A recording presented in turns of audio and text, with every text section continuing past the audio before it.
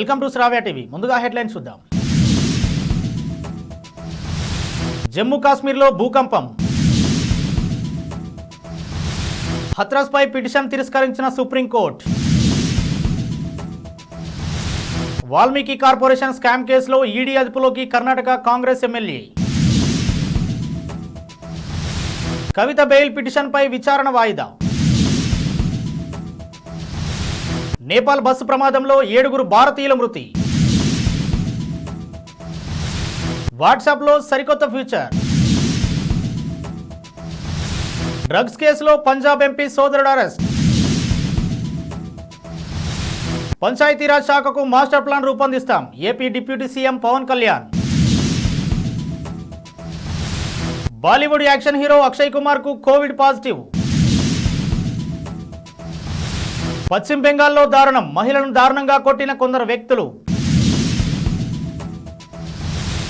జమ్మూ కాశ్మీర్లోని బారాముల్లా జిల్లాలో భూకంపం సంభవించింది. దీని తీవ్రత రిక్టర్ స్కేల్పై 4.1గా నమోదైంది. లద్దాఖ్లోని లేహ్లోనూ 3.6 తీవ్రతతో భూమి కంపించింది. దీంతో ప్రజలు భయంతో ఇళ్ల నుంచి బయటికి పరుగులు తీశారు. హత్రస్లో జరిగిన తొక్కిసలాటలో 121 మంది మరణించడంపై కమిటీ ఏర్పాటు చేసి ఎంక్వైరీ చేయించాలని దాఖలైన పిటిషన్ను సుప్రీంకోర్టు తిరస్కరించింది. ఇది ఆందోళన కలిగించే అంశమని సీజేఐ జస్టిస్ చంద్రచూడ్ నేతృత్వంలోని ధర్మాసనం పేర్కొంది. అయితే ఇటువంటి కేసులను హైకోర్టులో పరిష్కరించడం మంచిదని పిటిషనర్ అలహాబాద్ కోర్టును ఆశ్రయించాలని సుప్రీం కోరింది. వాల్మీకి కార్పొరేషన్ స్కామ్ కేసులో మనీ లాండరింగ్ ఆరోపణలతో కర్ణాటక మాజీ మంత్రి కాంగ్రెస్ ఎమ్మెల్యే నాగేంద్రను ఈడీ అదుపులోకి తీసుకుంది. ఆయన షెడ్యూల్ తెగల సంక్షేమ శాఖ మంత్రిగా ఉన్న సమయంలో భారీ స్కామ్ కు పాల్పడినట్లు ఆరోపణలున్నాయి. ఇటీవల ఆత్మహత్యకు పాల్పడిన ఈ శాఖ account superintendent Chandrashekar suicide letter లో పలువురు పేర్లు రాసిన విషయం తెలిసిందే. అప్పుడే నాగేంద్ర తన మంత్రి పదవికి రాజీనామా చేశారు. బీఆర్ఎస్ ఎమ్మెల్సీ కవితకు మరోసారి బిగ్ షాక్ తగిలింది. Delhi liquor scam policy CBI కేసులో బీఆర్ఎస్ ఎమ్మెల్సీ కవిత దాఖలు చేసిన డిఫాల్ట్ బెయిల్ పిటిషన్ ను రౌజ్ అవెన్యూ కోర్టు నేడు విచారించింది. వాదోపవాదాలు విన్న కోర్టు న్యాయమూర్తి కావేరి బవేజా ఈ పిటిషన్ పై తదుపరి విచారణను జూలై 22కు వాయిదా వేసింది. నేపాల్లోని మదన్ ఆప్రిత్ హైవేపై 2 బస్సులు నదిలోకి దూసుకెళ్లిన విషయం తెలిసిందే. ఈ ఘటనలో 7 భారతీయులు మృతి చెందినట్లు అధికారులు తెలిపారు. కాగా ఈ ఘటనలో 63 మంది గల్లంతవగా వారిని రక్షించేందుకు అధికారులు సహాయక చర్యలు కొనసాగిస్తున్నారు. బులెటిన్ లో షార్ట్ బ్రేక్ తీసుకుందాం.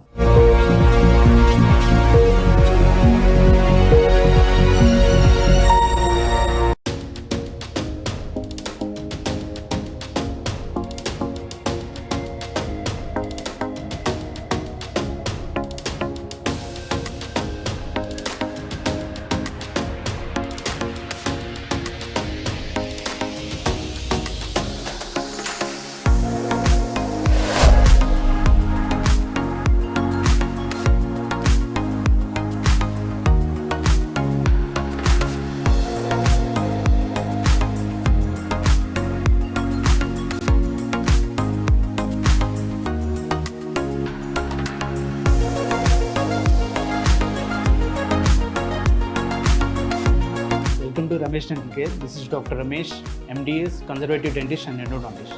At Ramesh Dental Care, we are dedicated to providing the top quality dental care in a friendly and welcoming environment.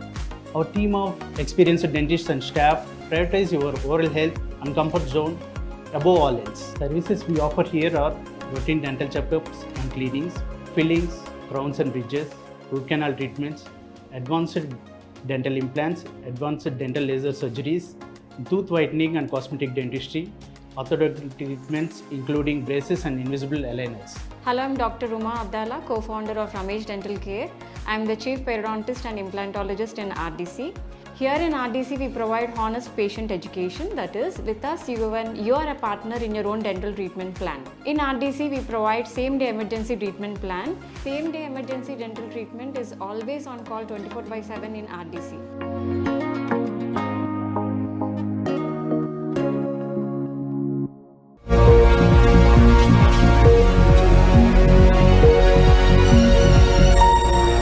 Welcome back. WhatsApp లో ట్రాన్స్లేట్ మెసేజ్ అనే ఫీచర్ త్వరలో అందుబాటులోకి రానుంది. దీని ద్వారా చాట్ సెక్షన్ లోనే మెసేజ్లను ఒక భాషలో నుంచి మరో భాషలోకి ట్రాన్స్లేట్ చేసుకోవచ్చు. ఇది గూగుల్ లైవ్ ట్రాన్స్లేషన్ టెక్నాలజీపై ఆధారపడి పనిచేస్తుందని, మెసేజ్లు మాత్రం సెక్యూర్డ్గా ఉంటాయని వాబిటా ఇన్ఫో తెలిపింది. ఈ ఫీచర్ ను ఎనేబుల్ చేసుకునేందుకు లాంగ్వేజ్ బాక్స్ డౌన్లోడ్ చేసుకోవాల్సి ఉంటుందని పేర్కొంది. పంజాబ్ ఎంపీ ఖలిస్తానీ మద్దతుదారులు అమృత్పాల్ సింగ్ సోదరుడు హర్ప్రీత్ సింగ్ డ్రగ్స్ కేసులో అరెస్ట్ అయ్యాడు. పంజాబ్ లోని జలంధర్ లో పోలీసులు అతన్ని డ్రగ్స్ తో అరెస్ట్ చేశారు. గురువారం రాత్రి ఫిలీనగర్ సమీపంలోని జలంధర్ పానిపట్ జాతీయ రహదారిపై 4 గ్రాముల డ్రగ్స్ తో ముగ్గురిని పోలీసులు అరెస్ట్ చేశారు. కాగా ముగ్గురిలో అమృత్పాల్ సోదరుడు ఉన్నట్లు పోలీసులు తెలిపారు. పంచాయతీరాజ్ శాఖ కోసం త్వరలోనే ఓ మాస్టర్ ప్లాన్ రూపొందిస్తామని AP deputy CM Pawan Kalyan అన్నారు. ఇవాళ ఆయన అమరావతిలో పంచాయతీరాజ్ శాఖ అధికారులతో భేటీ అయ్యారు. ఈ సందర్భంగా పవన్ మాట్లాడుతూ రాష్ట్ర అభివృద్ధి కోసం అందరూ కలిసి రావాలని పిలుపునిచ్చారు. పట్టణాలు, గ్రామాల్లో వ్యర్థాల నిర్వహణ అస్తవ్యస్తంగా ఉందని, నిర్వహణ కూడా సరిగ్గా లేదని ఆయన అన్నారు. వ్యర్థాల నుంచి కూడా ఆదాయాన్ని పొందవచ్చని తెలిపారు. ఏటా 243 కోట్ల విలువైన వ్యర్థాలను పడేస్తున్నాయన్నారు.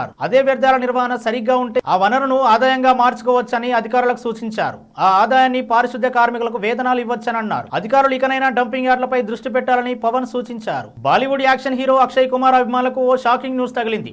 ఇటీవల అక్షయ్ అనారోగ్యానికి గురయ్యారు. దీంతో ఆయన కోవిడ్ టెస్ట్ చేయించుకోగా పాజిటివ్ అని తేలింది. కోవిడ్ పాజిటివ్ కారణంగా అక్షయ్ ఇంటికే పరిమితమయ్యారు. ఈ విషయం తెలుసుకున్న అభిమానులు ఆయన త్వరగా కోలుకోవాలని కోరుతూ తమ విషెస్ తెలుపుతున్నారు. పశ్చిమ బెంగాల్లోని కమర్హాతీలో దారుణం చోటు చేసుకుంది. ఒక మహిళను కొందరు వ్యక్తులు కర్రలతో కొట్టారు. ఆమె కాళ్ళు చేతులను కొందరు పట్టుకునగా ఆమె గాలిలో ఉండగా లాఠీలతో విచక్షణారహితంగా కొట్టారు. నిస్సహాయ స్థితిలో తనను కొట్టొద్దని ఆమె వారిని వేడుకుంది. బాధతో ఆమె విలవిల్లాడింది. అయినప్పటికీ ఆమెను విడిచిపెట్టేందుకు దుండగులు నిరాకరించారు. బీజేపీ వెలుగులోకి తీసుకొచ్చిన ఈ వీడియో ప్రస్తుతం సోషల్ మీడియాలో వైరల్ అవుతోంది. హెడ్లైన్స్ మరోసారి చూద్దాం. జమ్మూ కాశ్మీర్లో భూకంపం. హత్రాస్ పై పిటిషన్ తిరస్కరించిన సుప్రీంకోర్టు. వాల్మీకి కార్పొరేషన్ స్కామ్ కేసులో ఈడీ అదుపులోకి కర్ణాటక కాంగ్రెస్ ఎమ్మెల్యే. కవిత బెయిల్ పిటిషన్పై విచారణ వాయిదా. నేపాల్ బస్సు ప్రమాదంలో 7 భారతీయుల మృతి. వాట్సాప్లో సరికొత్త ఫ్యూచర్. డ్రగ్స్ కేసులో పంజాబ్ ఎంపీ సోదరుడు అరెస్ట్.